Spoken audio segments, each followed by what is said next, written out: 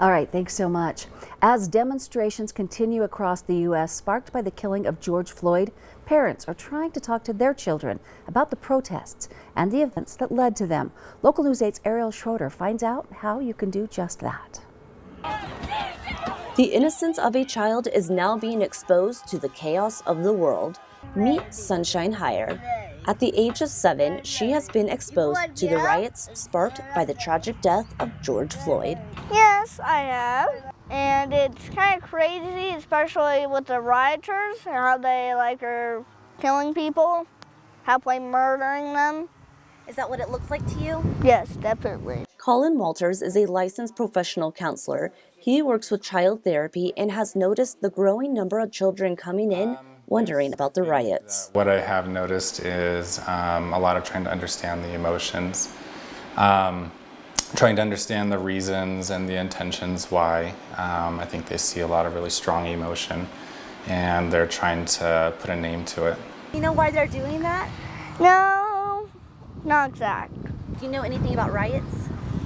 Yeah, that they try to burn and destroy a lot of stuff, like buildings, maybe playground, the next thing.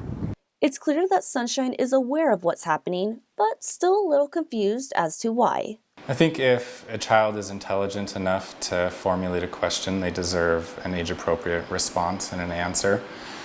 And I believe in transparency and honesty, and so I think it's important that parents are informed and educated enough to be able to answer that. And if they don't know how to answer it, then I think that it's on the parents to educate themselves and inform themselves enough so they can answer those questions for their kids. Walters tells us that children are being exposed to the violence from social media, parents watching the news, and by what they see in the community.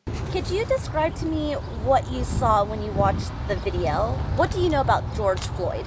That he was just laying down or something, and the cop was on his neck trying to kill him, and he was calling for his mama. Like, Mama! How did you feel when you watched that? Very depressed. Walter tells us that study shows we are able to recognize a person's race up to the age of 6 months old.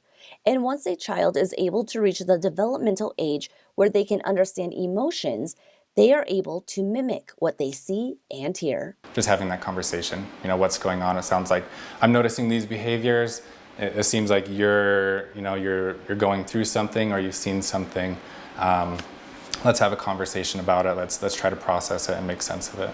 Sunshine's mother, who was unable to appear on camera, tells us she is continuing to have an open dialogue with her daughter and walking her through the emotions to understand what's happening in the world. When you grow up, how do you think you would handle it?